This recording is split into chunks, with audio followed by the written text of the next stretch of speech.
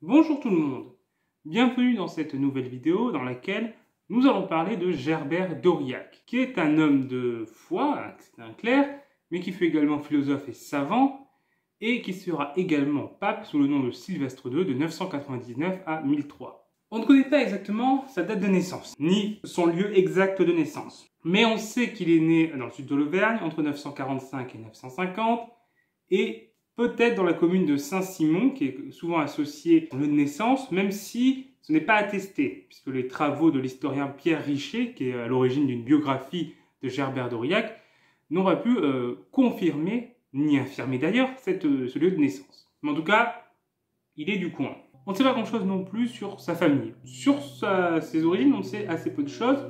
Par contre, on sait qu'à 12 ans, il devient oblat à l'abbaye de Saint-Géraud d'Aurillac, qui est une abbaye bénédictine fondée en 885. Les oblats sont des jeunes laïcs qui sont confiés à un monastère afin de vivre une partie de la vie monastique et de recevoir une éducation. Donc c'est souvent leurs parents qui les placent là. Et du coup, Gerbert va recevoir une éducation. À la fois, il va recevoir le trivium, qui est la formation en lettres, qui contient donc une formation dialectique, en grammaire et en rhétorique, mais également le quadrivium, qui est donc plus centré lui sur les sciences, et donc on y trouve l'arithmétique, la musique, la géométrie et l'astronomie.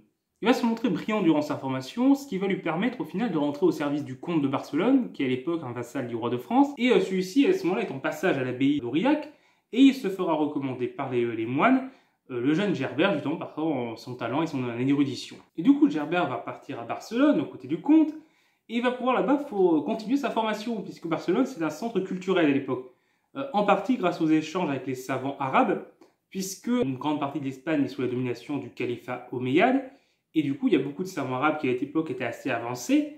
Et donc, il y a des échanges culturels qui se font et ce qui contribue à l'essor des connaissances et de la culture à Barcelone et en Catalogne. Et donc, il va pouvoir ainsi étudier plusieurs auteurs grecs, mais également découvrir les chiffres arabes qui ont été amenés par des commerçants arabes qui passaient en Catalogne.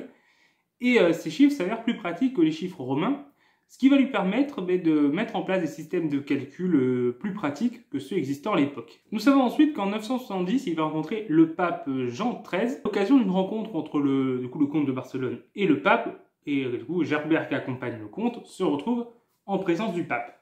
Et le pape, Jean XIII, du coup, se rend compte que Gerbert est un homme très érudit, très éduqué, qui a beaucoup de connaissances, et décide donc de le recommander à l'empereur germanique Othon Ier, puisque celui-ci a l'ambition de créer un renouveau culturel en Occident, pour revenir un peu à l'époque glorieuse de l'Empire romain. Et du coup, il cherche des intellectuels, des savants, des philosophes, des personnes capables de porter ce renouveau culturel. Et du coup, le jeune Gerbert est tout désigné pour cela. Donc il va rentrer ensuite au service de l'empereur et devenir à partir de 971 le précepteur du fils de l'empereur, puisque le précédent précepteur est mort. Et du coup, il le remplace. Et donc, du coup, il se retrouve déjà à fréquenter à ce moment-là de l'élite de la société européenne. Et grâce à ça, il va rencontrer l'archidiacre Garamnus, qui est l'archidiacre au service de l'archevêché de Reims, qui est un des plus importants à l'époque du royaume des Francs, et un des plus importants d'Europe. Les deux hommes vont sympathiser, et donc il va aller à Reims, et va devenir directeur de l'école de l'archevêché de Reims, qui est donc une fonction importante, qui va là aussi lui permettre de rencontrer à nouveau des gens importants, comme par exemple Robert le Pieux, qui est le fils de Hugues Capet, pas encore roi de France, mais qui le deviendra bientôt. Et du coup, de fait de tous ces contacts, il va se retrouver impliqué dans plusieurs intrigues et conflits à l'époque qui se jouent entre les Francs et les Ottoniens. Et par exemple, il va être nommé en 982 abbé de Bobbio, en Italie, par l'empereur Othon, parce que à l'époque, ça se faisait pour les grands nobles, les empereurs, les rois, les grands-ducs, de nommer eux-mêmes les hauts dignitaires ecclésiastiques, donc les évêques, les archevêques, les abbés, histoire d'avoir des gens fidèles en poste, pour contrebalancer l'aristocratie qui, elle, comme leur fonction est héréditaire, ne dépend pas directement de l'empereur ou du roi, et donc peut être plus autonome. Donc là, il place des gens qui nomment et qui doivent leur fonction à eux. Mais Gerbert va être confronté à quelques difficultés.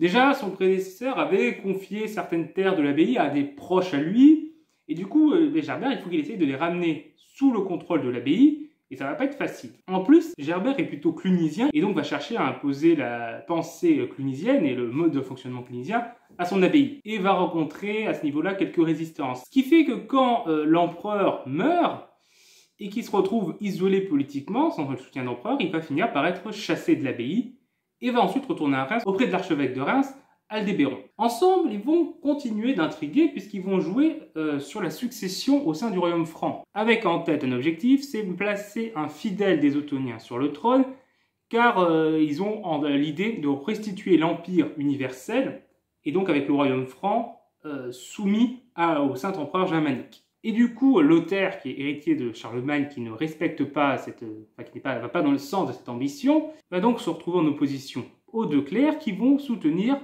Hugues Capet comme nouveau prétendant au trône. Et donc celui-ci va devenir roi en 987 et fonder ainsi une nouvelle dynastie, la dynastie des Capétiens, qui sera en fait au trône jusqu'à la fin définitive de la monarchie en France, à part les périodes d'empire. Gerbert va devenir le secrétaire de ce nouveau roi et va lui être utile puisque par exemple il contribuera à convaincre Aldéberon de Reims de sacrer son fils Robert le Pieux afin d'assurer la succession du trône, puisqu'à l'époque, l'aspect héréditaire du trône n'était pas du tout assuré, surtout pour une nouvelle dynastie.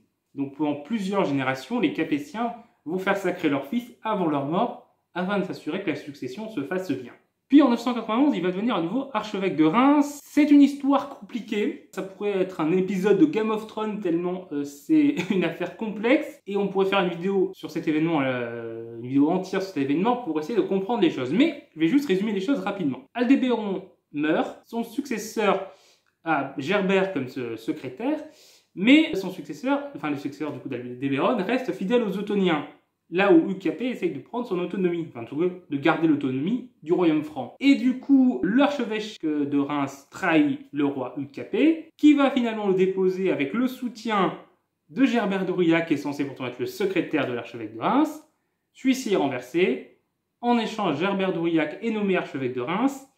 Mais par contre, le problème, c'est qu'il n'a pas l'appui du pape, le pape étant, lui, du côté des Ottoniens. Et du coup, il est archevêque de manière non officielle, non reconnue, même si c'est lui qui, dans les faits, exerce l'autorité. Mais finalement, face à l'opposition du pape Jean XV, puis de Grégoire V, il va finir par devoir quitter sa fonction pour éviter d'être excommunié. Surtout que Hugues Capet vient de mourir en 996, et que Robert le Pieux, le nouveau roi, le soutient moins activement, cherchant à s'attirer les faveurs du pape. Donc, Gerbert se retire de ses fonctions et va du coup se rapprocher à cette fois à nouveau des Ottoniens, ayant été lâchés par les Francs. Il devient ainsi ami par exemple avec l'impératrice Adélaïde de Bourgogne, qui est la grand-mère d'Othon III, qui est techniquement empereur, mais encore trop jeune pour régner, et donc Adélaïde exerce la régence. Gerbert de son côté devient le précepteur de l'empereur, et donc ça le place dans une position très importante, où il va continuer de développer l'idée de l'Empire universel, donc là aussi l'idée du Saint-Empire germanique dominant le royaume franc, et du fait de sa fidélité aux Ottoniens, qui, comme je vous l'ai dit, a une grande influence sur le pape et sur Rome, mais lorsque Grégoire V va mourir en 999, c'est Gerbert d'Aurillac qui sera appuyé pour devenir le nouveau pape, et devenir alors Sylvestre II. Et là, on va s'arrêter là, parce que rien que là déjà, nous avons une dizaine de minutes, et déjà beaucoup de choses qui ont été dites et à digérer.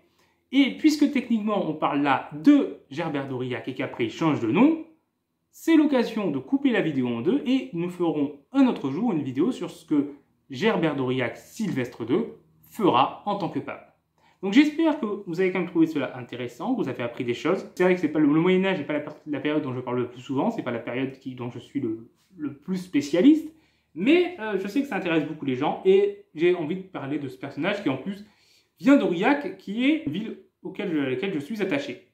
Donc j'espère, voilà, comme je vous l'ai dit, que ça vous a intéressé. Si c'est le cas, n'hésitez pas à mettre un pouce bleu, à partager la vidéo, ça nous aide beaucoup, à me commenter également pour dire ce que vous en avez pensé, faire des rajouts ou des remarques ou poser des questions. Et vous pouvez vous abonner pour ne pas rater les prochaines vidéos. Au revoir tout le monde!